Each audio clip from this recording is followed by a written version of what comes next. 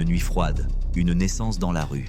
Un avocat remarque un tatouage secret et se rend compte qu'un père puissant fera tout pour cacher la vérité. Avant de découvrir ce secret, n'oublie pas de t'abonner à la chaîne et d'aimer la vidéo. Maintenant, si tu es prêt, on va révéler le secret de ce bébé. C'était tôt le matin à Houston, et le vent glacial semblait transpercer la peau. Les lampadaires clignotaient, les rues étaient presque vides et le bruit des voitures au loin se perdait dans le silence de la nuit. John marchait lentement, les épaules voûtées et le regard perdu. Il venait de quitter le palais de justice où il avait perdu une autre affaire. La justice à laquelle il croyait depuis son enfance semblait toujours être entre de mauvaises mains. Cette nuit-là, il n'avait nulle part où aller, il marchait simplement.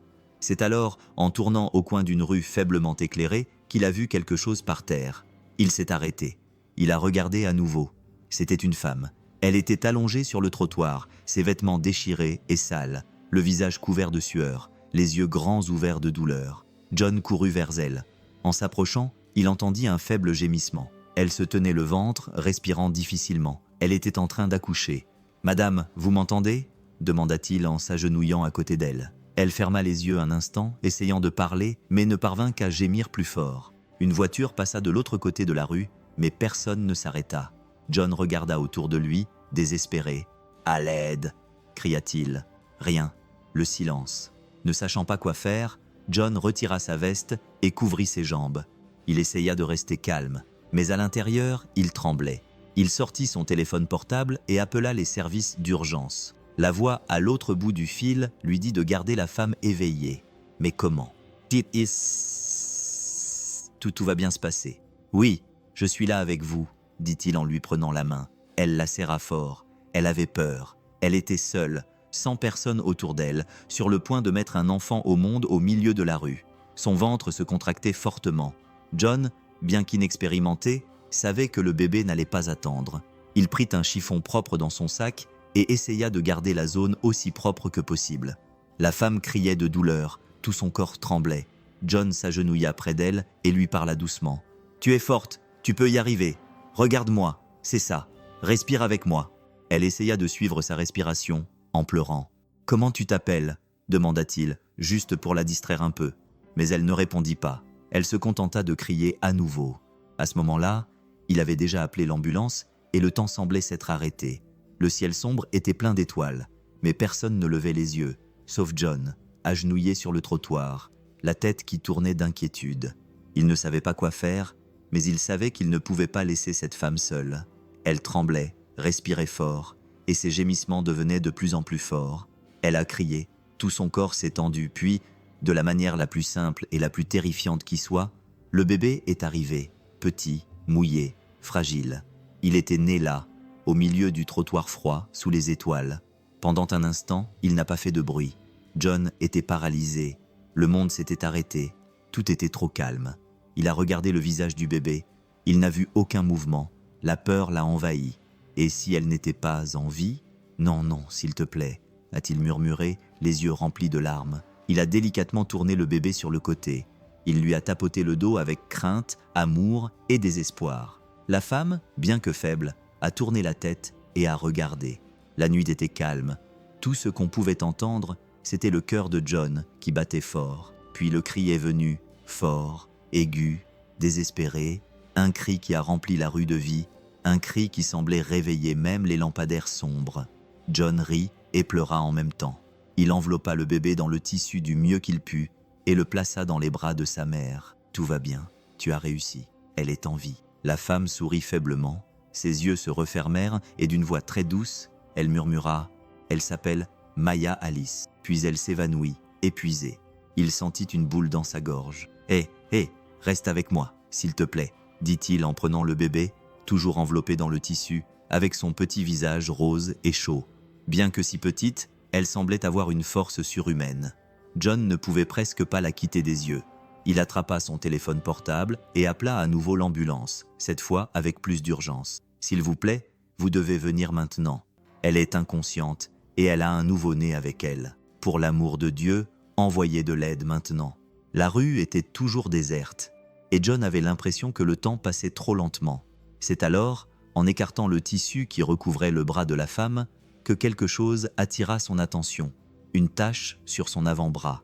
Il la tira doucement, petit à petit, jusqu'à ce qu'il puisse mieux la voir. C'était un petit tatouage, presque effacé, usé par le temps, par la saleté de la peau, par le soleil, mais il le reconnut. Un dessin simple, un papillon avec un mot en dessous. John porta la main à sa bouche et retint son souffle un instant. Il connaissait ce tatouage. Il était identique à celui d'une jeune femme disparue qu'il avait essayé d'aider quelques mois auparavant dans une affaire qui l'avait empêché de dormir. Une fille, sur le point d'avoir 18 ans, qui s'était enfuie de chez elle enceinte, affirmant que son propre père avait abusé d'elle. Un homme puissant, un chef d'entreprise, connu pour manipuler tout et tout le monde, mais personne ne voulait l'écouter. La police avait rapidement classé l'affaire. La famille était riche, influente, puissante. Tout avait été caché, oublié. John se souvenait des photos, des témoignages, des journaux, de la peur dans les yeux de la jeune fille sur ces vieilles images. « Ce n'est pas possible », marmonna-t-il en regardant à nouveau le visage de la femme inconsciente. Mais oui, c'était elle, le même tatouage, le même regard perdu qu'il voyait maintenant de près. La fille qui avait disparu était là, seule, faible, serrant sa fille dans ses bras avec le peu de force qui lui restait. John ressentit un mélange de choc, de tristesse et de colère. La vie avait été cruelle avec elle. Il ne l'oublia jamais, car l'un des éléments de preuve qu'il avait reçus à l'époque était une photo de Valérie assise dans un jardin, avec un sourire gêné et le bras levé, montrant ce même tatouage, le papillon, le nom Esperanza. Elle l'avait fait faire en secret à sa famille, comme symbole de liberté, comme si c'était une promesse qu'un jour tout irait mieux. Et maintenant, ce même tatouage était là, sur la peau de la femme qu'il venait d'aider à accoucher dans la rue. « C'est elle, c'est Valérie ?» murmura John, sentant un frisson lui parcourir l'échine. Il regarda à nouveau son visage, maintenant plus calme, terni par l'épuisement, si jeune, si meurtri, et pourtant si vivant. Elle avait survécu à la fuite, à la rue, à la grossesse. Mais personne ne le savait, personne ne la cherchait. Sa famille n'avait jamais voulu connaître la vérité. Il préférait la cacher, faire comme si elle était morte. Et maintenant, elle était là, avec une fille dans les bras, inconsciente sur un trottoir froid. John se souvint de tout ce qu'il avait ressenti lorsqu'ils avaient clos l'affaire, la frustration, l'impuissance, la colère, et maintenant, il ressentait à nouveau tout cela. Mais il ressentait aussi autre chose, quelque chose qui grandissait au fond de sa poitrine comme une flamme, un appel, une responsabilité. Il regarda Maya Alice et dit doucement « Je sais qui tu es, et cette fois, personne ne va cacher la vérité. » Les gyrophares de l'ambulance se rapprochaient. Il savait qu'à partir de ce moment, il n'y avait plus de retour en arrière possible. L'histoire que tout le monde faisait semblant d'oublier était bien réelle et se trouvait désormais entre ses mains. À l'hôpital, les jours passaient lentement. Valérie était gardée en observation. Elle était faible, déshydratée, avait des blessures aux pieds et présentait des signes de malnutrition. Mais elle tenait bon. Chaque fois qu'elle se réveillait, la première chose qu'elle faisait était de chercher Maya Alice du regard. Et quand elle voyait que sa fille était à ses côtés, son visage s'apaisait un peu. Les médecins faisaient tout ce qu'ils pouvaient. Ils prenaient soin d'elle, la nourrissaient, lui donnaient une chambre simple et propre, mais elle ne parlait à personne, sauf au bébé, et elle ne disait même pas son nom. Quand on lui demandait qui elle était, elle fermait juste les yeux ou détournait le visage. On aurait dit qu'elle avait peur d'ouvrir la bouche, comme si sa propre voix pouvait faire revenir le passé. John venait tous les jours, apportant des couches, des petits vêtements, des fruits, demandant des nouvelles à l'équipe, et dès qu'il le pouvait, il s'asseyait dans un coin de la chambre pour observer. Valérie le laissait rester. Elle ne lui a jamais demandé de partir, mais elle ne lui parlait pas non plus. Elle passait des heures avec Maya Alice dans ses bras, parfois allongée, parfois assise dans le vieux fauteuil de la pièce, regardant sa fille comme si elle était un miracle, comme si ce bébé était la seule bonne chose qui lui restait dans la vie. Un après-midi, alors que le soleil brillait doucement à travers la fenêtre, John est entré dans la pièce et a entendu quelque chose qui a fait battre son cœur plus vite. Valérie chantait. Sa voix était douce, basse, comme un murmure berçant le bébé. Et la mélodie. John connaissait cette chanson. C'était une vieille chanson Kuna, mais il y avait autre chose. Cette même chanson figurait sur un enregistrement qu'il avait reçu lorsqu'il enquêtait sur la disparition de la jeune fille du manoir Archer. À l'époque, un employé lui avait envoyé une cassette avec des enregistrements audio. Parmi eux, Valérie, très jeune, chantait cette même chanson à un chiot malade dont elle s'occupait secrètement dans le jardin. Elle n'était qu'une enfant, mais la voix, la façon dont elle chantait étaient les mêmes. John sentit une boule dans sa gorge. Il resta là, silencieux, à écouter, à regarder la femme bercer sa fille, aussi doucement que si elle voulait protéger Maya Alice du monde entier. Lorsqu'elle se rendit compte de sa présence, elle cessa de chanter. Elle baissa les yeux et ne dit rien. John s'approcha lentement et parla doucement et prudemment. « Tu chantais cette chanson quand tu étais petite, n'est-ce pas ?» Elle ne répondit pas. Elle resta silencieuse, mais une larme coula sur sa joue. John s'assit alors sur le bord du lit, prit une profonde inspiration et dit « Je sais que tout ce que tu veux en ce moment, c'est protéger cette petite fille. Je veux juste t'aider. » Valérie serra sa fille contre sa poitrine et ferma les yeux. Il n'y eut ni cri ni aveu dans cette pièce, seulement le silence. Mais c'était un silence qui en disait long, qui disait tout sans un mot. John comprit. Elle était fatiguée, blessée, mais pas vaincue. Elle se battait toujours. Elle avait juste besoin de temps et peut-être de quelqu'un en qui avoir confiance. Le lendemain matin, John retourna à l'hôpital avec une photo à la main. C'était une copie qu'il avait gardée du dossier Archer. Sur la photo, une fille aux grands yeux tristes était assise dans un joli jardin, les cheveux attachés avec un ruban rouge. Elle avait environ 12 ans à l'époque. Son sourire semblait forcé, comme si elle ne voulait pas être là. John prit une profonde inspiration devant la porte de la chambre. Valérie était assise avec Maya Alice dans ses bras, lui donnant le biberon. La chambre était aussi calme que d'habitude, mais cette fois-ci, il sentit que quelque chose avait changé. Elle semblait plus éveillée. Ses yeux étaient vifs, bien que fatigués. Il entra lentement et dit calmement « J'ai apporté quelque chose. Je voulais vous le montrer. » Elle ne répondit pas, détournant légèrement le visage comme si elle voulait s'enfuir. Mais il s'approcha d'elle, s'assit à côté du lit et lui montra la photo. « Tu n'étais qu'une enfant. Tu ne méritais pas ce qu'ils t'ont fait. » Valérie jeta un coup d'œil sur le côté et, pendant une seconde, ses yeux s'écarquillèrent. Elle reconnut l'image. La main qui tenait le biberon se mit à trembler, mais elle détourna immédiatement le visage, ferma les yeux et secoua lentement la tête. « Je ne suis pas elle », murmura-t-elle d'une voix rauque. John ne discuta pas, il resta juste là à attendre. Il laissa la photo sur la table de chevet. « Ce n'est pas grave si tu ne veux pas parler maintenant, mais je sais, et je sais aussi que tu as peur, mais tu n'as plus besoin de t'enfuir. » Elle resta silencieuse. Le silence revint dans la pièce, mais cette fois, il fut rompu par quelque chose de différent. Des larmes. Valérie pleurait doucement, essayant de ne pas faire de bruit. Les larmes coulaient sur son visage et tombaient sur Maya Alice, qui continuait à boire son lait tranquillement, inconsciente de la douleur de sa mère. John sortit un mouchoir de sa poche et le lui tendit. Valérie ne le prit pas, mais elle ne le repoussa pas non plus. Elle resta là, serrant sa fille dans ses bras, comme si cette petite fille était son seul espoir dans le monde. « Tu n'as pas besoin d'être forte tout le temps, tu sais, » dit John. « Tu as déjà porté tellement de douleur toute seule. Je veux juste t'aider. » Elle prit une profonde inspiration et ne dit rien, mais cette larme était son premier mot. C'était la vérité qui commençait à sortir. Même si c'était lent et effrayant, John comprenait. Elle ne pouvait toujours pas parler, mais elle en avait envie, et c'était déjà un début. Le soir même, après avoir quitté l'hôpital, John rentra chez lui le cœur lourd. Il ne pouvait pas oublier les yeux remplis de larmes de Valérie. Ce déni, ce silence, tout ça criait en lui comme un appel à l'aide. Il se rendit directement dans l'arrière-boutique où il gardait ses vieilles boîtes. Il y avait là tout ce qui concernait les affaires qu'il avait marquées, de la poussière, des papiers jaunis, des dossiers usés. Il s'agenouilla et sortit une boîte marquée « Affaire Archer ». Il l'ouvrit avec précaution. À l'intérieur se trouvaient des photos, des documents, des notes manuscrites, des enregistrements sur des clés USB, des messages écrits par des personnes qui ne voulaient pas révéler leur identité. Il prit une feuille de papier avec une écriture tremblante. Elle provenait d'une employée qui avait passé de nombreuses années au manoir de la famille Archer. Elle disait avoir vu la jeune fille Valérie pleurer seule dans sa chambre à plusieurs reprises et avoir entendu des cris lorsque Don Ignacio était entré et avait ordonné à tout le monde de sortir. Il prit une autre feuille de papier.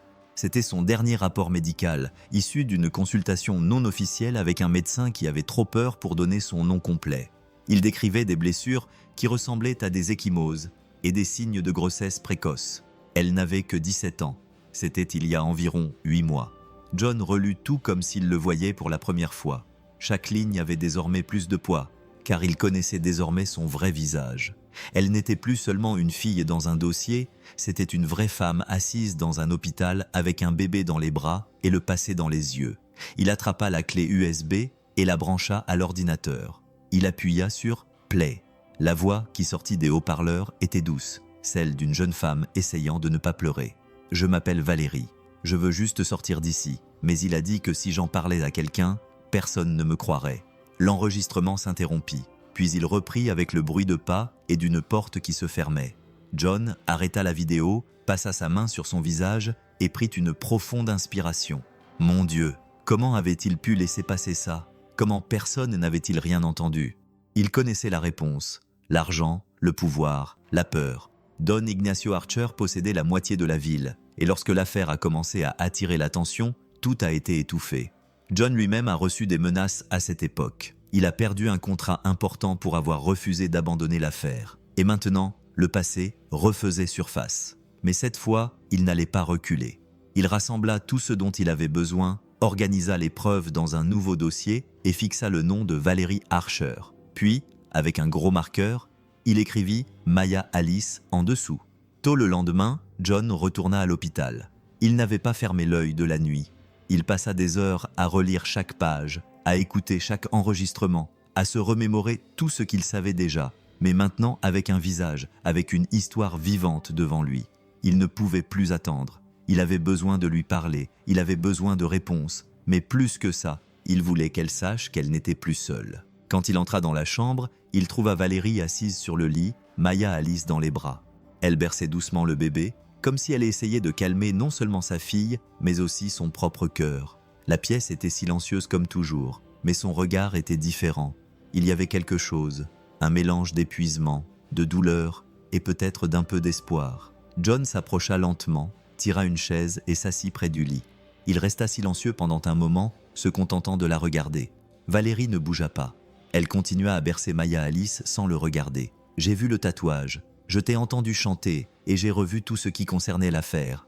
Les preuves, les documents, les enregistrements. Je t'ai reconnue, Valérie. » Elle serra les lèvres.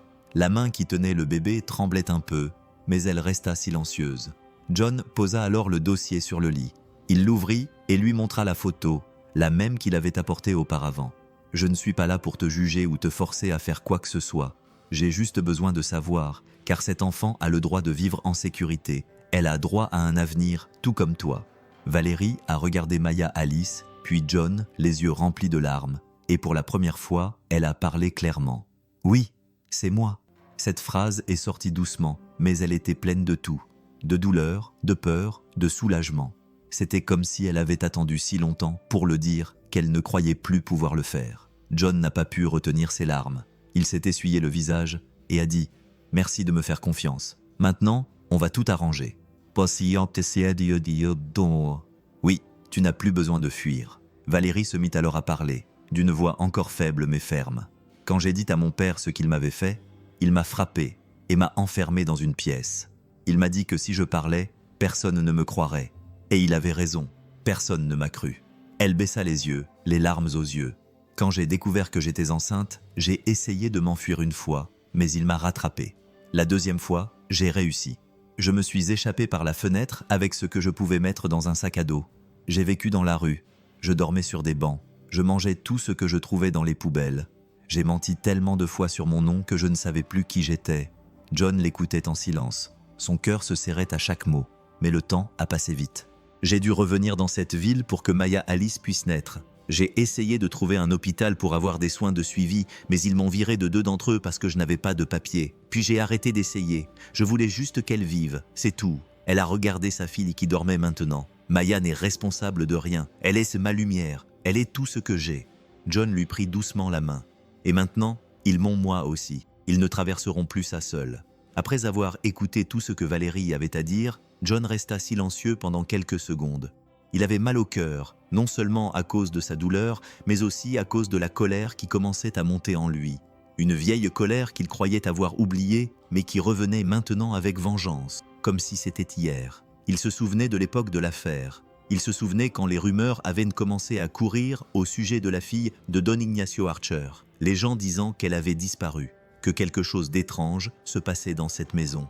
Et lui, toujours animé par le courage et la foi en la justice, avait commencé à enquêter. Il avait cherché des informations, parlé à des gens en secret, entendu des choses horribles, mais personne ne voulait en dire beaucoup. C'était comme si la peur vivait dans la bouche des gens. John n'avait jamais oublié ce jour-là. L'homme entra avec cette attitude froide, élégante et assurée, souriant comme s'il savait déjà qu'il avait tout sous contrôle. Il s'assit en face de lui, croisa les jambes et parla avec tout le calme du monde. « John, tu es jeune, tu as un avenir, mais si tu continues à regarder là où tu ne devrais pas, cet avenir pourrait prendre fin avant même d'avoir commencé. » John ne dit rien, se contentant de le regarder. Puis Don Ignacio sortit une enveloppe de sa veste et la posa sur la table. « Voici de quoi changer ta vie, avoir ton propre bureau, ouvrir toutes les portes que tu veux, mais en échange, tu oublies cette affaire, tu l'enfouis pour toujours. » John se leva immédiatement, le visage rouge, et repoussa l'enveloppe. « Je ne vends pas ma conscience, encore moins la vie d'un enfant. » Don Ignacio se leva aussi avec un sourire en coin et dit simplement « Tu vas le regretter. Je n'ai plus d'argent maintenant, mais je sais où vivent tous tes proches, ta mère, ta tante, tes cousins, tout le monde. » La semaine suivante, John fut viré, sans avertissement, sans explication. Tout ce qu'il avait construit lui fut enlevé. Il perdit ses clients, il perdit des opportunités. Les portes qu'il essayait d'ouvrir lui étaient toujours fermées. Il a dû travailler à son compte, repartir de zéro avec de nouveaux clients. Et maintenant, assis à l'hôpital, en voyant Valérie et Maya Alice, il a tout compris plus clairement. Le prix qu'il a payé n'était pas vain, et la décision qu'il a prise ce jour-là était la bonne. Même si ça lui a fait mal, même si ça lui a coûté cher, il le savait.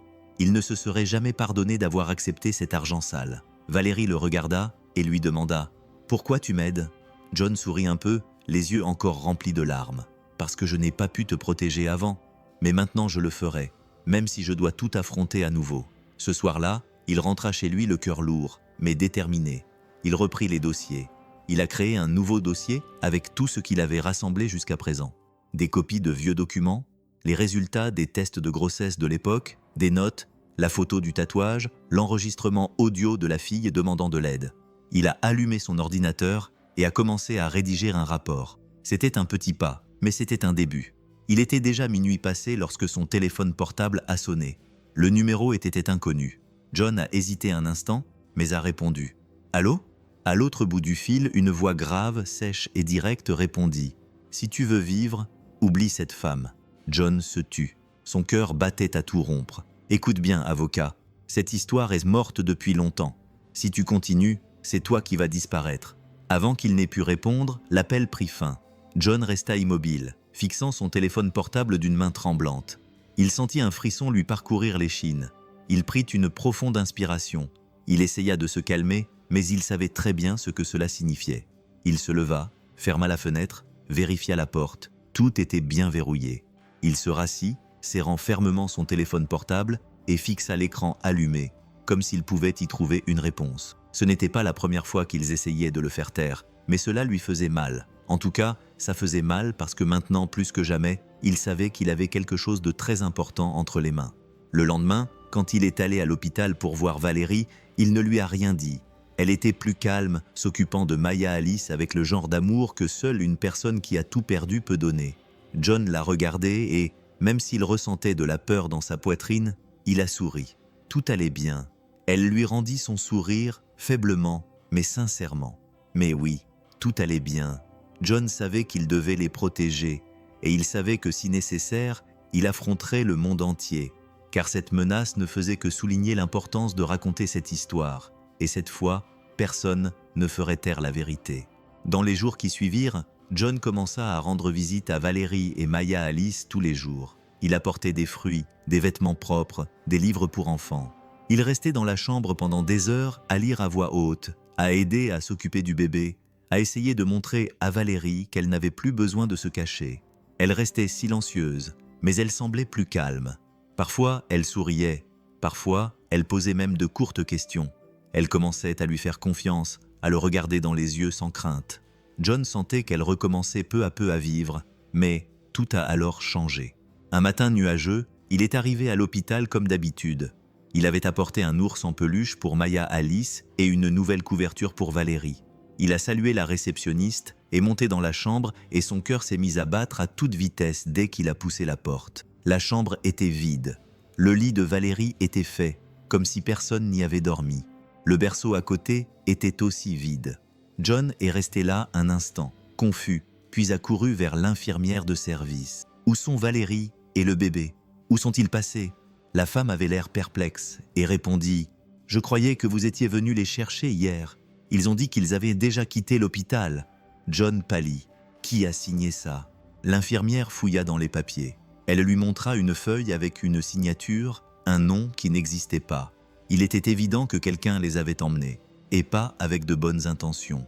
John courut partout, parla à la sécurité, à la direction, appela la police. Personne ne savait rien. C'était comme si Valérie et Maya Alice s'étaient évaporées. À la fin de l'après-midi, fatigué, les yeux rougis par ses recherches, John retourna à l'hôpital, entra dans la chambre vide, s'assit sur le lit où elle se trouvait auparavant et se passa les mains sur le visage. Il avait mal au cœur, il avait vraiment mal. Il avait l'impression de les avoir laissés tomber. C'est alors qu'il remarqua quelque chose dans le berceau qu'il n'avait pas vu auparavant. Une des couvertures était toujours là, et au milieu, soigneusement plié, se trouvait un petit bout de papier. John le ramassa avec des mains tremblantes et le déplia lentement. Il lut « Ils m'ont trouvé. Je dois m'occuper d'elle. »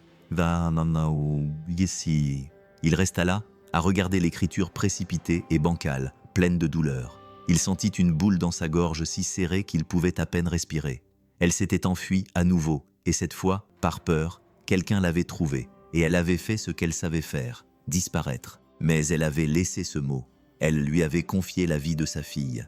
John pressa le papier contre sa poitrine, les yeux remplis de larmes. « Je les trouverai, même si c'est la dernière chose que je fais. Je te le promets, Valérie. Je te le promets. » John ne perdit pas de temps.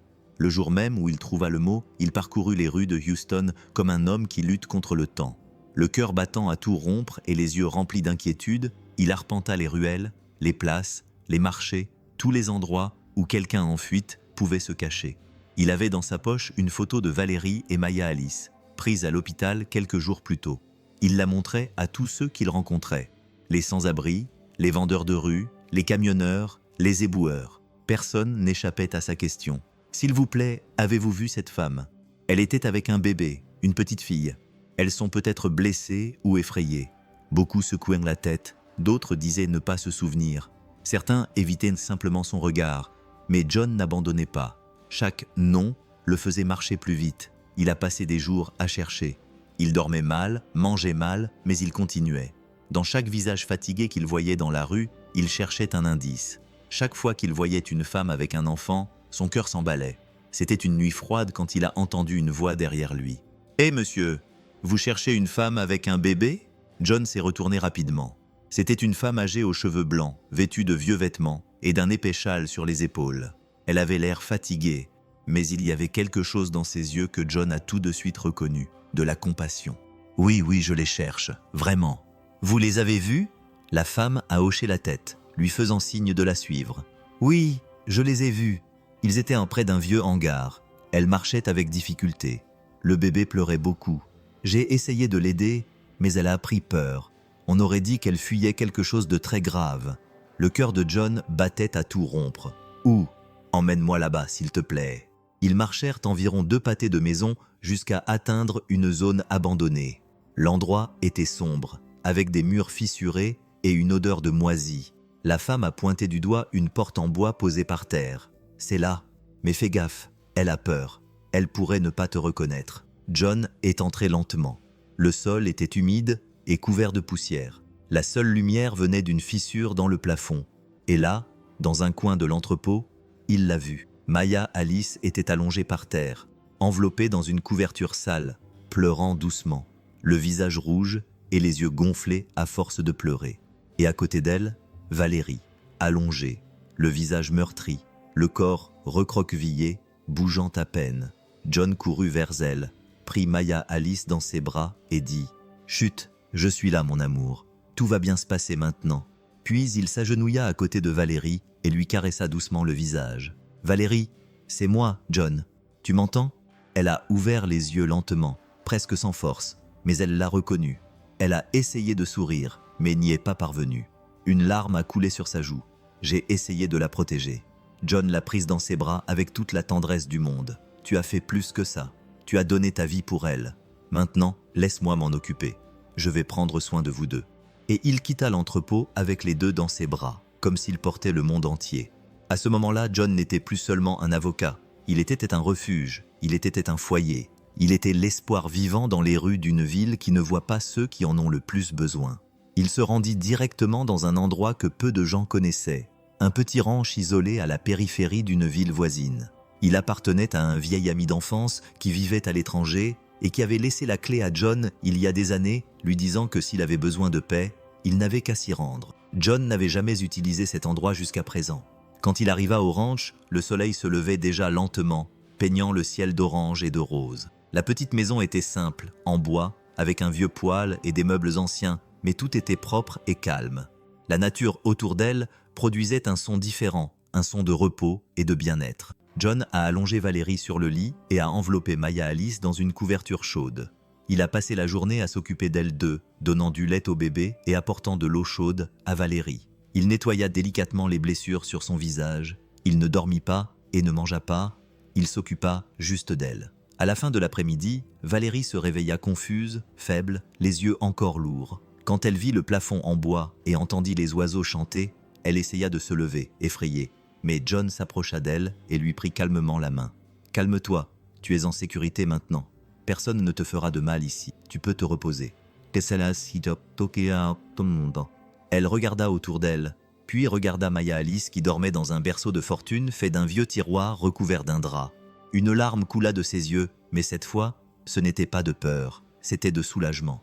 Pour la première fois depuis longtemps, elle avait l'impression de pouvoir respirer. Le lendemain, John est allé au village voisin et a acheté de la nourriture, des couches, des biberons et des vêtements pour bébé.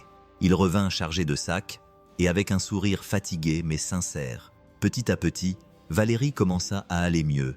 Elle se lavait plus calmement, mangeait sans se presser et dormait plus longtemps.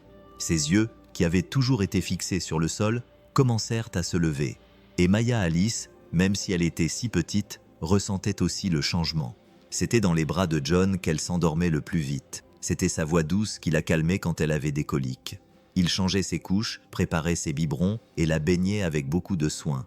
Parfois, il faisait des erreurs, s'embrouillait, laissait le lait trop chaud, mais il apprenait et en riait. « Je crois que je commence à m'y faire, hein ?» disait-il en regardant Valérie avec un sourire en coin.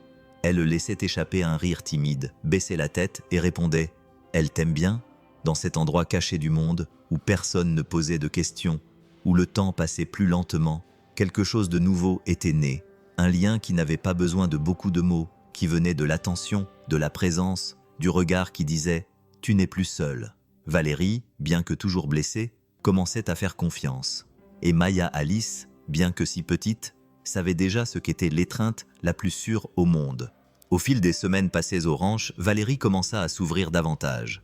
Elle parlait un peu plus avec John. Elle racontait de petites histoires sur son enfance, sur l'époque où elle croyait encore que la vie pouvait être belle, mais même dans cet endroit tranquille, quelque chose ne laissait pas son cœur en paix. C'était comme si un fantôme hantait encore tout. Et John savait exactement ce que c'était, la vérité qu'il n'avait pas encore exprimée. Il n'avait jamais abordé le sujet avec insistance, car il savait que Valérie avait besoin de temps.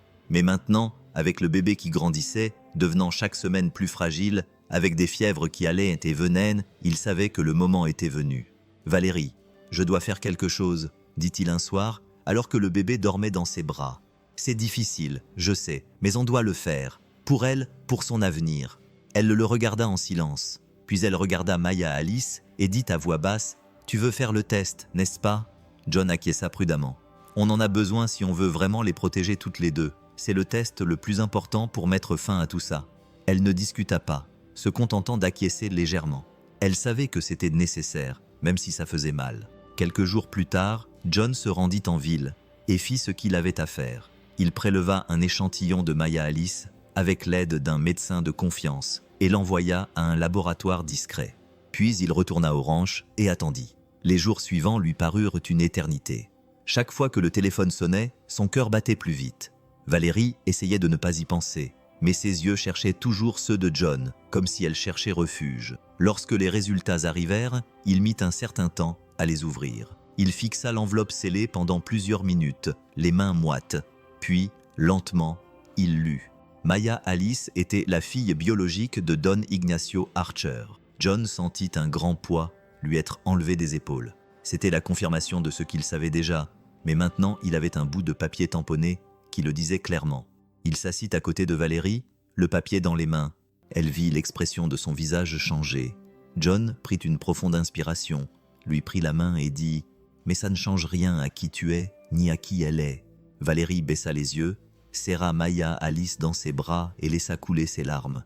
Il voulait juste qu'elle soit libérée de ça, qu'elle ait une histoire différente. John parla avec fermeté et tendresse, et elle l'aura parce que son histoire ne sera pas écrite par lui, elle sera écrite par toi et moi aussi, si tu me le permets.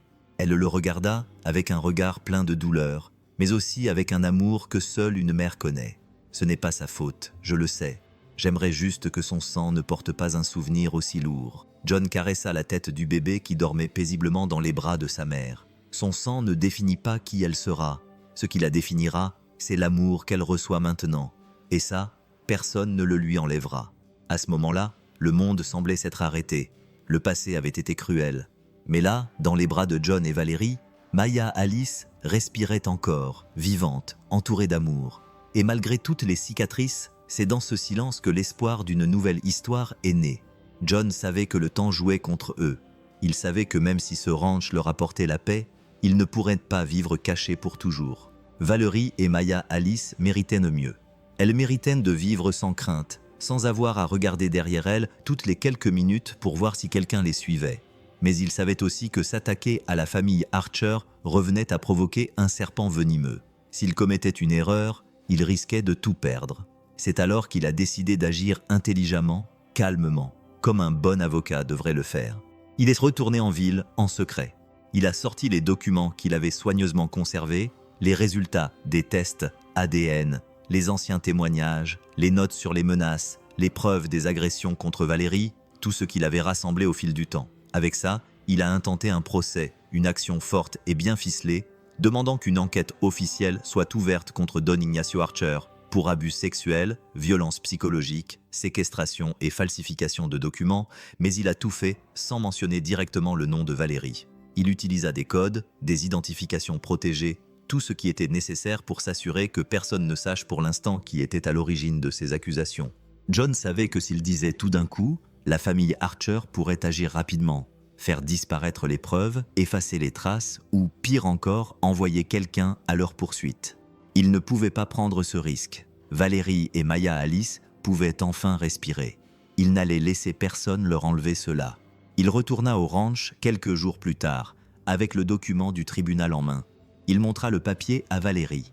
Elle le regarda, le lut lentement, puis leva les yeux avec crainte. « Il va savoir que c'était moi. » John lui prit la main et répondit avec tendresse. « Pas encore. Pour l'instant, il saura seulement que la vérité va éclater, mais sans savoir d'où elle vient.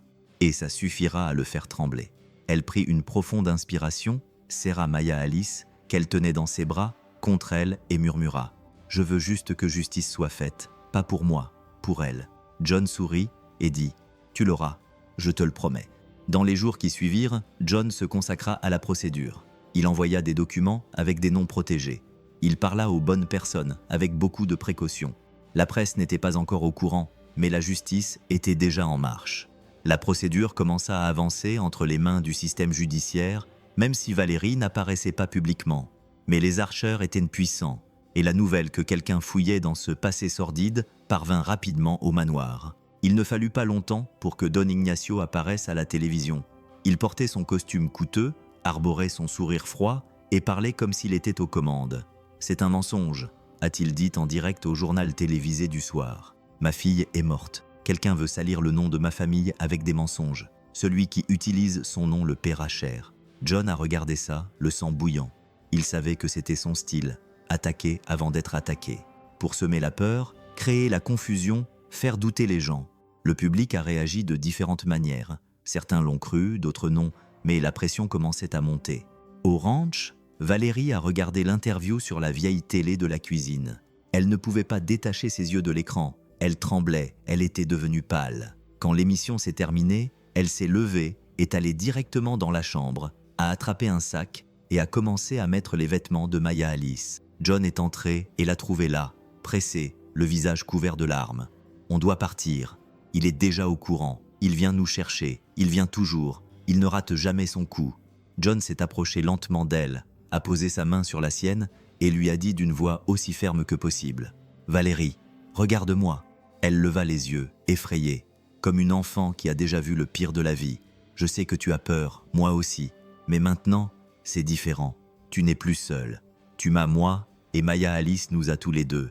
Il est peut-être puissant, mais il ne pourra plus faire taire ton histoire. » Elle se remit à pleurer, mais ce n'était plus seulement par peur. C'était un cri qui venait du plus profond de son âme, de quelqu'un qui s'était battu seul pendant si longtemps et qui, pour la première fois, avait quelqu'un qui ne la laisserait pas partir. Après des semaines de lutte silencieuse, des nuits blanches et des journées remplies de doutes, une bonne nouvelle arriva enfin. Le juge chargé de l'affaire examina les documents, écouta les témoignages protégés et, pour la première fois depuis longtemps, quelqu'un crut la parole de Valérie. C'était une matinée froide lorsque John est arrivé au ranch, une enveloppe à la main. Son cœur battait fort, mais cette fois-ci, pour une bonne raison. Il est entré.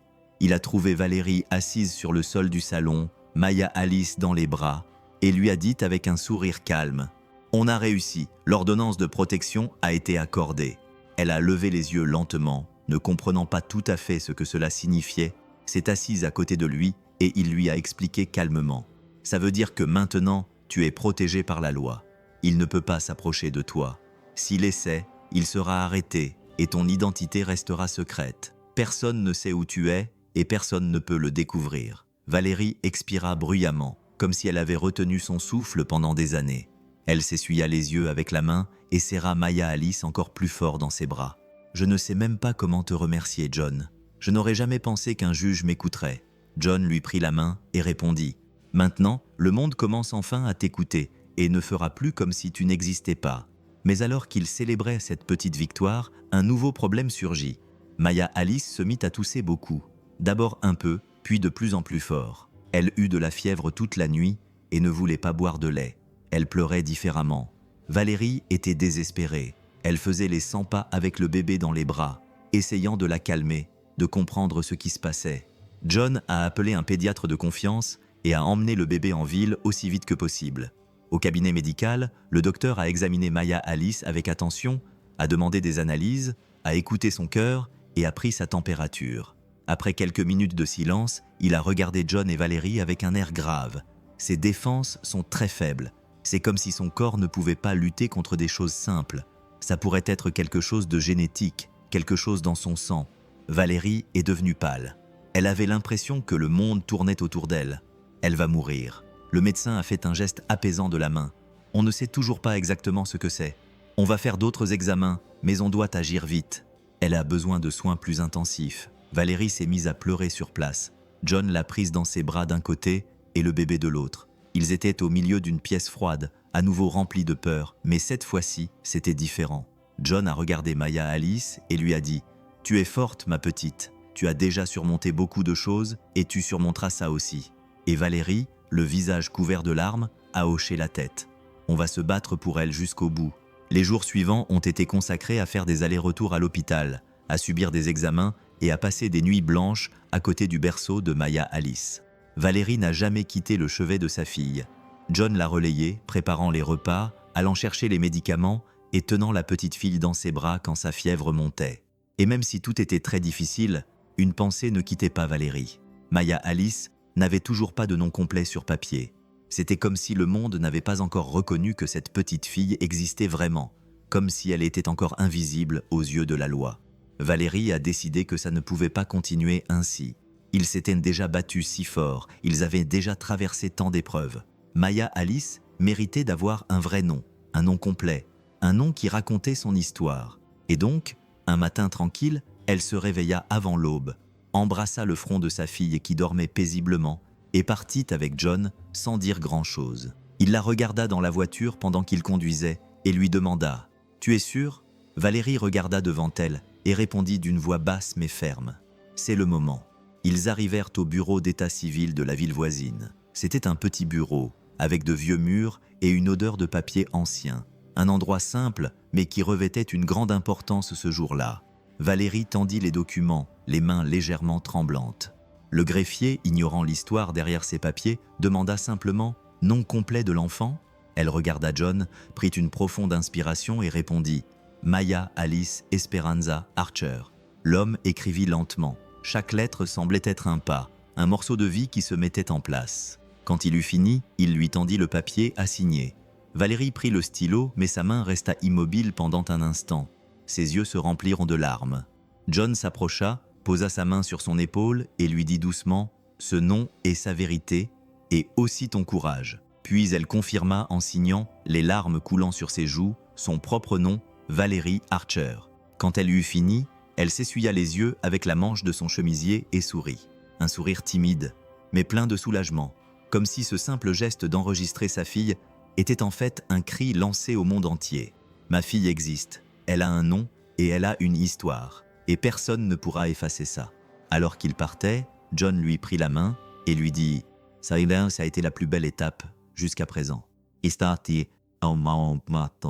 Valérie leva les yeux vers le ciel, ferma les yeux un instant et répondit « Maintenant, elle est quelqu'un. Maintenant, personne ne peut prétendre qu'elle n'est pas née, qu'elle n'a pas vécu, qu'elle n'est pas à nous. » Un après-midi tranquille, pendant que Valérie changeait la couche de Maya Alice dans la chambre simple du ranch, John était assis à la table de la cuisine en train de relire des documents. Il essayait de mettre de l'ordre dans tout ce qu'ils avaient rassemblé jusqu'à présent. Ils avaient déjà franchi des étapes importantes, mais il manquait encore quelque chose de puissant, quelque chose qui ne laisserait aucune place au doute. C'est alors que son téléphone portable a vibré. Un message provenant d'un numéro inconnu est arrivé. Il disait quelque chose de simple. « Tu dois voir ça. Elle m'a fait confiance, mais j'ai été lâche. Il est temps maintenant de montrer la vérité. » Puis la vidéo est arrivée. John a hésité une seconde, puis a appuyé sur « Play ». L'image était ancienne, de mauvaise qualité. La caméra bougeait un peu, comme si elle était cachée derrière une porte, mais on voyait clairement. C'était le salon du manoir Archer. Sur le sol, assise, les genoux repliés sous elle, se trouvait une petite fille. Elle avait environ 11 ou 12 ans, les yeux rouges, le visage baigné de larmes. C'était Valérie. Elle parlait d'une voix tremblante, presque sans force. « Je ne veux plus qu'il vienne dans ma chambre. Il me fait peur. Il dit que c'est normal, mais ce n'est pas vrai. J'ai essayé d'en parler à ma mère, mais elle m'a dit que tout ça était dans ma tête. Ce n'est pas vrai. Ce n'est pas vrai. » La fillette sanglotait, cachant son visage dans ses mains, puis elle le releva et parla comme si elle s'adressait à quelqu'un qui ne venait jamais. « Si quelqu'un m'écoute, s'il vous plaît, sortez-moi d'ici. » John se figea. Ses mains tremblaient, sa poitrine lui faisait mal, comme si quelque chose la serrait. Cette fille était la même femme qui, aujourd'hui, ne pouvait plus dormir à cause de cauchemars. La même femme qui s'était battue seule pendant des années pour garder en vie un bébé né dans l'horreur. Il passa sa main sur son visage, essayant de ne pas pleurer, mais il n'y parvint pas. Il se leva de sa chaise, marcha lentement vers la pièce où Valérie tenait Maya Alice dans ses bras et dit « Val, quelque chose est arrivé, une preuve du passé. » Elle le regarda, effrayée. John s'approcha et s'assit à côté d'elle sur le lit, sortit son téléphone portable et lança la vidéo. Dès que les premières images apparurent, Valérie porta la main à sa bouche. Ses yeux se remplirent de larmes avant même que la fille dans la vidéo ne commence à parler. C'était elle, c'était sa douleur, sa voix, sa vérité. Enregistrée, sauvegardée et maintenant livrée. Elle regarda la vidéo jusqu'à la fin en silence. Quand la vidéo s'est terminée, elle a fixé le vide, respirant bruyamment. « Qui a envoyé ça ?» a-t-elle demandé, presque dans un murmure. John a répondu « Une ancienne employée à toi. Elle a dit qu'elle avait tout vu, mais qu'elle n'avait jamais eu le courage de parler. Maintenant, elle voulait faire ce qu'il fallait. » Valérie a fermé les yeux, serré Maya Alice plus fort dans ses bras et laissé les larmes couler. Ce n'était pas seulement de la tristesse, c'était aussi du soulagement. Après tant d'années, quelqu'un avait enfin dit « Je l'ai vu, je te crois ». John posa sa main sur la sienne et dit « Maintenant, personne ne peut plus dire que tu as tout inventé. Tout est là, et avec ça, la justice devra nous écouter. » Valérie ne dit rien. Elle pleurait juste, et dans ses larmes, une partie du poids qu'elle portait commença à s'alléger. Pour la première fois, la voix de la petite fille oubliée dans un coin d'un manoir était entendue. Le jour que Valérie redoutait le plus et dont elle avait le plus besoin était arrivé. Le jour où la vérité ne serait plus cachée. La salle d'audience était pleine. Les journalistes à l'entrée, les caméras qui tournaient, les voix qui chuchotaient. Tout le pays suivait cette affaire que personne n'avait osé aborder pendant tant d'années. Les gros titres parlaient de pouvoir, d'horreur, d'une famille marquée par le silence et la peur. John est entré dans la salle en tant que représentant légal de Valérie et Maya Alice. Il marchait calmement, mais son cœur battait à tout rompre. Il savait à quel point tout cela était important. Il savait que chaque mot pouvait changer des vies. Il regarda autour de lui et reconnut des visages, des autorités, des avocats, des gens qui auparavant détournaient le regard, mais qui maintenant étaient attentifs. Puis les portes s'ouvrirent à nouveau. Valérie entra. Elle était vêtue de vêtements simples et portait une capuche qui couvrait une partie de son visage. Elle marchait lentement, Maya Alice dans les bras. La salle d'audience se tut. Tous les regards se tournèrent vers elle. Elle s'arrêta au centre de la pièce. Elle regarda le juge, puis l'homme assis au banc des accusés, Don Ignacio Archer. Il était là, dans son costume cher, le regard arrogant. Il essayait de garder son sang-froid, mais quand il a vu Valérie, quelque chose s'est brisé dans ses yeux. Elle a pris une grande inspiration, a baissé sa capuche et a montré son visage. Il n'y avait plus de peur, seulement de la détermination et de la vérité. Valérie a parlé doucement, mais chaque mot était tranchant comme un couteau. Elle raconta comment il l'avait enfermée dans la pièce à plusieurs reprises, comment personne ne l'avait écoutée, comment elle avait dû s'enfuir pour sauver sa fille. Elle raconta les nuits passées dans la rue, son accouchement dans la rue, sa lutte pour ne pas disparaître. Don Ignacio tenta de l'interrompre, tapant sur la table et niant tout. « Cette femme est folle, elle a tout inventé pour l'argent », cria-t-il, mais les preuves étaient là. John posa le test ADN sur la table, puis les enregistrements audio, et enfin la vidéo de la petite fille en pleurs sur le sol du manoir. Une fois de plus, le silence envahit la pièce. Le juge le regarda Valérie, regarda tout le monde et dit d'une voix ferme « La cour reconnaît la vérité. Don Ignacio Archer est condamné à 40 ans de prison pour les crimes de maltraitance d'enfants, de séquestration illégale et de menaces. Justice a enfin été rendue. » Et si d'ici, dit Bassi. Valérie se couvrit le visage de ses mains et pleura. C'était un cri qui venait de loin, de plusieurs années auparavant. John courut vers elle et la serra fort dans ses bras. Les deux restèrent là, au milieu de la pièce, tandis que l'homme qui avait détruit tant de vies était emmené menotté. Maya Alice dormait dans les bras d'une femme aux cheveux gris qui pleurait silencieusement. C'était sa grand-mère paternelle, celle qui était restée silencieuse autrefois. Maintenant, elle regardait sa petite fille avec des yeux pleins de regret. Quand Valérie passa près d'elle, elle s'arrêta. Elles se regardèrent pendant quelques secondes. La femme dit d'une voix faible « Pardonne-moi, j'aurais dû te protéger. J'étais faible, mais cet enfant est un miracle. » Valérie ne répondit pas. Elle se contenta de regarder sa fille et laissa couler une larme. Alors qu'elle s'éloignait, le ciel semblait plus clair. Et même si ses yeux étaient rougis, son corps fatigué et son âme blessée, Valérie marchait différemment. John marchait à ses côtés, portant les papiers de la victoire, et dans le silence de la foule, les doux pleurs de Maya Alice se mêlaient au bruit du vent, comme si elle savait qu'ils étaient enfin libres. Après le procès, après la condamnation, après tant de larmes, John, Valérie et Maya Alice ont décidé de recommencer à zéro.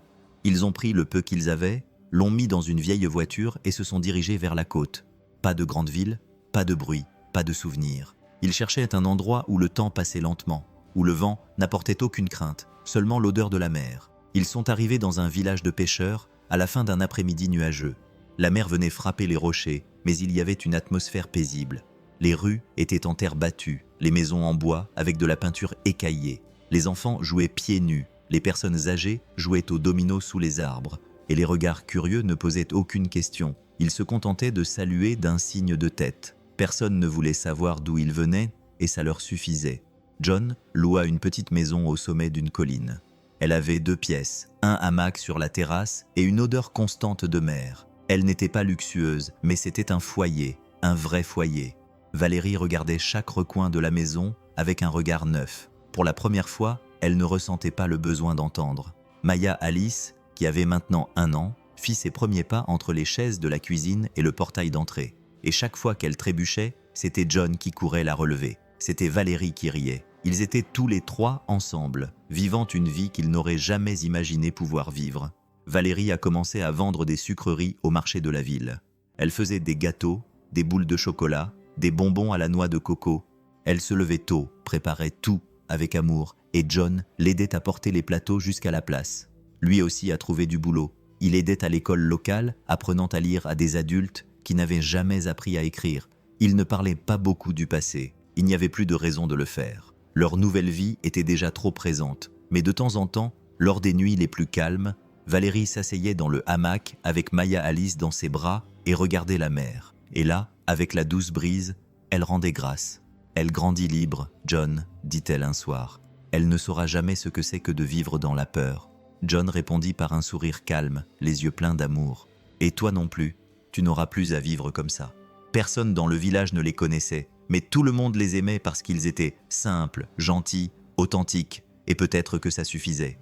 Ils n'avaient besoin de rien d'autre, juste la brise légère, l'odeur du pain qui cuit au four et les rires de Maya Alice qui court sur le sable les pieds mouillés.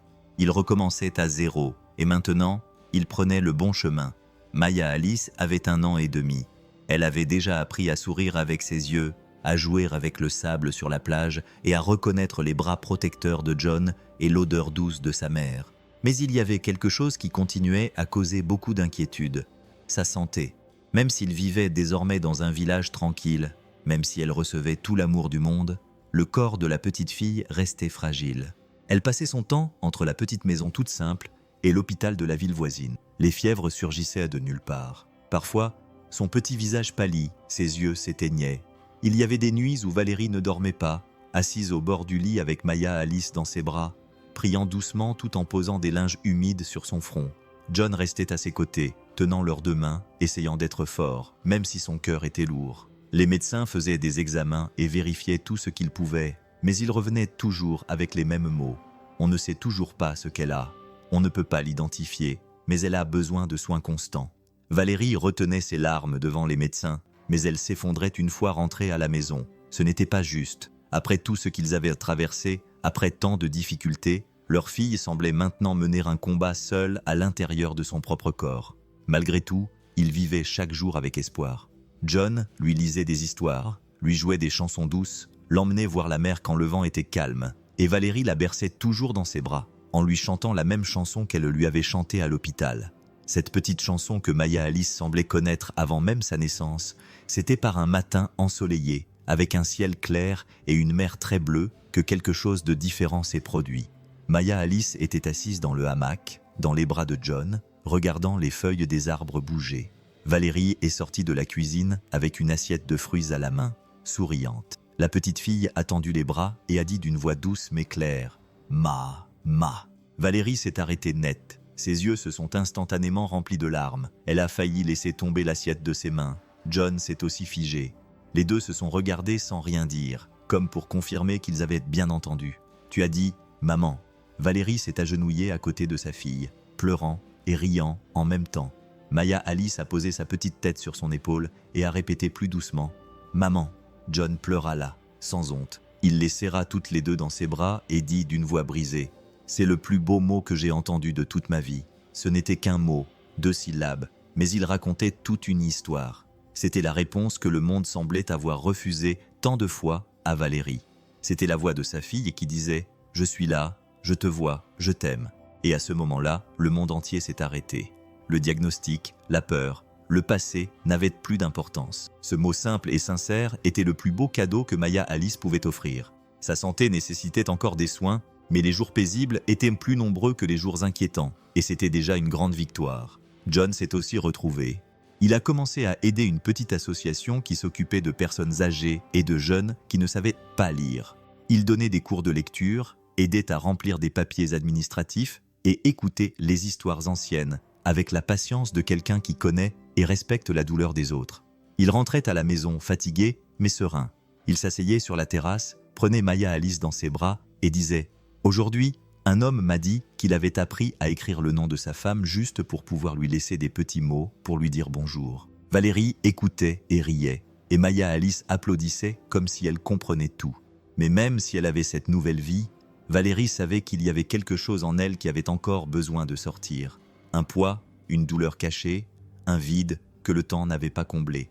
Et une nuit calme, alors que la lune éclairait la terrasse, elle a attrapé un vieux cahier, s'est assise à la table et a commencé à écrire. Ce n'était pas un journal intime, c'était une lettre qu'elle n'enverrait jamais. « Papa, j'ai passé beaucoup de temps à essayer de comprendre pourquoi tu m'as fait du mal, pourquoi tu m'as réduite au silence, pourquoi tu m'as fait me sentir sale. J'ai porté ton ombre pendant des années, et pendant longtemps, J'ai pensé que je ne pourrais plus jamais respirer, mais aujourd'hui, je suis mère, et chaque fois que je regarde ma fille, je vois l'opportunité de faire les choses différemment. Je vois l'amour que tu n'as jamais su donner. Tu m'as beaucoup pris, mais tu ne m'as pas tout pris. J'ai survécu, et aujourd'hui, je suis vraiment vivante. Je n'écris pas pour te blâmer, j'écris pour me libérer. Au revoir. Elle plia calmement la lettre, sortit dans le patio et la brûla dans un petit pot en argile. Elle resta là à regarder le papier brûler lentement, se transformer en cendre, se transformer en rien. Et quand la dernière braise s'est éteinte, elle a souri. Un petit sourire fatigué, mais paisible. John est apparu à la porte avec Maya Alice dans ses bras et a demandé « Tout va bien ?» Valérie a pris une profonde inspiration, a levé les yeux vers le ciel et a répondu d'une voix ferme « Maintenant, oui ». Et elle est retournée dans la maison où la lumière était allumée, où le lait mijotait sur la cuisinière et où une petite fille attendait un baiser pour lui souhaiter bonne nuit. Les jours de paix commencèrent à être remplacés par la peur. Maya Alice, qui courait maintenant partout dans la maison et adorait jouer avec l'eau, commença à être malade plus souvent. D'abord, ce fut une fièvre ici et là. Puis vinrent les douleurs, les yeux fatigués, le manque d'appétit. Valérie connaissait bien le corps de sa fille et savait que ce n'était pas juste un rhume. Ils l'emmenèrent chez un médecin, puis un autre, et encore un autre. Chacun disait quelque chose de différent. Certains ont dit que c'était une infection, d'autres pensaient que c'était quelque chose dans son sang, mais personne ne savait vraiment. Et chaque nuit, le cœur de Valérie se serrait un peu plus. John passait les premières heures du matin à chercher des noms de spécialistes, essayant de trouver une lueur d'espoir au milieu de toute cette confusion, jusqu'à ce qu'un médecin plus âgé, avec un ton calme et le regard de quelqu'un qui a vu beaucoup de choses, leur demande de venir discuter dans un coin de la chambre d'hôpital. Le cas de Maya Alice est très rare, et c'est dur à dire, mais on doit être honnête avec vous. Valérie serra fort la main de John. « Qu'est-ce qu'elle a ?» Le médecin prit une profonde inspiration avant de parler. Maya Alice est née avec une grave maladie génétique, quelque chose qui arrive quand les parents partagent le même sang. Il fit une pause, puis dit avec précaution « Quand le père est aussi un proche parent, un parent très proche. » Valérie se figea. John sentit tout son corps trembler. Il savait déjà ce que ça voulait dire, mais l'entendre ainsi, de manière aussi directe, fut comme un coup de poing dans la poitrine. « Son père », murmura Valérie, les yeux remplis de larmes. « C'était aussi mon père. » Le médecin acquiesça légèrement, et cela a causé de graves problèmes au développement de ses organes. Son corps se bat depuis sa naissance, et maintenant, elle est trop fatiguée. Valérie hurla, un cri qui venait du fond de son âme.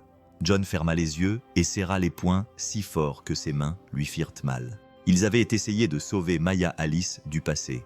Ils lui avaient donné de l'amour, de l'affection. Ils avaient tout fait, mais le passé était dans son sang. Dans les jours qui ont suivi, Valérie n'a pas quitté sa fille une seule seconde. Elle s'est assise à son chevet pour lui raconter des histoires, lui chanter doucement des chansons, lui caresser les cheveux. John a apporté des fleurs, des jouets, lui a lu des livres pour enfants d'une voix tremblante. La chambre d'hôpital, bien que triste, était remplie d'amour. Jusqu'à ce qu'une nuit très calme, Maya Alice ouvre ses petits yeux. Ils étaient faibles, mais ils brillaient encore. Elle a regardé sa mère, puis John, et a souri lentement, comme pour dire « Je sais que vous êtes là ». Et d'une voix presque inaudible, elle a dit « Maman ».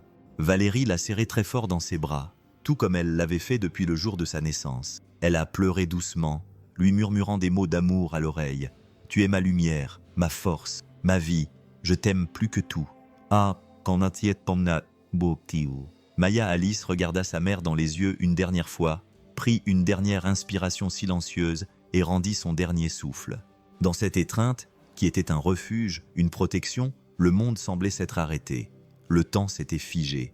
Valérie serra le petit corps de sa fille avec tant de tendresse, comme si elle voulait garder chaque petit morceau d'elle pour toujours dans sa poitrine. John pleurait comme un enfant, assis par terre, sentant qu'une partie de lui-même était aussi partie. Maya Alice était partie, mais elle avait laissé quelque chose de plus grand que toute douleur. Elle avait laissé de l'amour, et personne ne pouvait lui enlever cet amour. Après le départ de Maya Alice, la maison est devenue silencieuse. Le même endroit où l'on entendait autrefois des rires, des petits pieds qui couraient dans tous les sens, de la musique dans la cuisine et des histoires racontées sur la terrasse. Il n'y avait plus que le bruit du vent qui frappait les fenêtres. Valérie s'était renfermée sur elle-même. Elle passait ses journées assise dans le hamac, à regarder la mer sans dire un mot. Son visage était pâle, son regard vide. Elle ne pleurait plus, elle n'avait plus de larmes. C'était comme si son corps était là, mais que son cœur était resté avec sa fille. À la maison, John essayait de faire tourner la maison. Il faisait du café, balayait le sol et préparait les bonbons que Valérie vendait avant sur la place. Mais maintenant, personne n'y allait. Le panier en tissu était rangé sur l'armoire. La table en bois restait démontée dans un coin de la pièce. Les pots de Brigadero vides étaient devenus des souvenirs. Il essayait de lui parler, mais elle ne répondait pas. Il essayait de l'emmener se promener, mais elle détournait le regard. Un jour, il est entré dans la pièce et a vu Valérie assise par terre, la tenue préférée de Maya Alice sur les genoux. C'était la robe bleu clair avec des motifs de papillons. Elle passait ses doigts sur le tissu comme si elle caressait sa propre âme. John a dit doucement, sans la regarder, « Je ne sais pas qui je suis sans elle.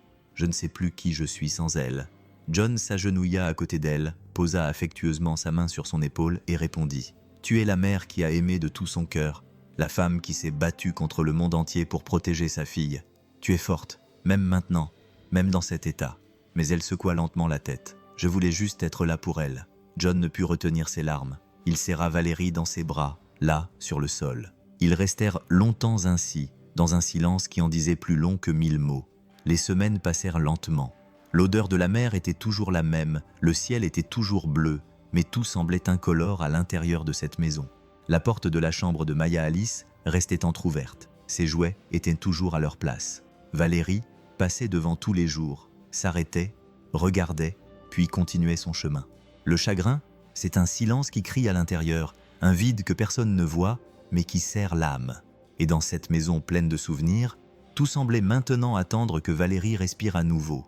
Vraiment, pas seulement avec son corps, mais avec son cœur. John passait ses journées en silence. Il n'avait plus la force de faire semblant que tout allait bien. Il faisait du café, le posait sur la table, mais ne le buvait pas. Il sortait acheter du pain et revenait les mains vides. Chaque fois qu'il passait devant le hamac où Maya Alice avait l'habitude de se balancer, il détournait le regard. Valérie parlait à peine. Elle était toujours prisonnière de cette douleur profonde, et il sentait que, malgré tous ses efforts, il ne pouvait pas l'en sortir. Et ça lui faisait mal. Ça lui faisait mal comme s'il avait aussi perdu une partie de lui-même. Un après-midi nuageux, avec un ciel couvert de nuages bas, John est entré dans la chambre, s'est assis sur le bord du lit et a fixé le vide. Au bout d'un moment, il s'est lentement levé, a pris une valise dans le placard et a commencé à y mettre des vêtements, une chemise, un pantalon, quelques papiers. « Je n'aurais peut-être pas dû rester », marmonna-t-il doucement, seul dans la pièce. C'est alors qu'il ouvrait le tiroir pour prendre ses documents, qu'il aperçut un morceau de papier plié dans un coin. C'était un simple dessin, réalisé au crayon de couleur. Valérie avait dessiné lui, elle et Maya Alice, se tenant la main sous un soleil jaune avec un cœur au centre. Sous le dessin, écrit à la main d'un enfant, on pouvait lire « Nous trois ». John tint le papier comme s'il s'agissait de vers, s'assit par terre et le fixa pendant plusieurs minutes. Ce dessin en disait plus long que n'importe quel mot.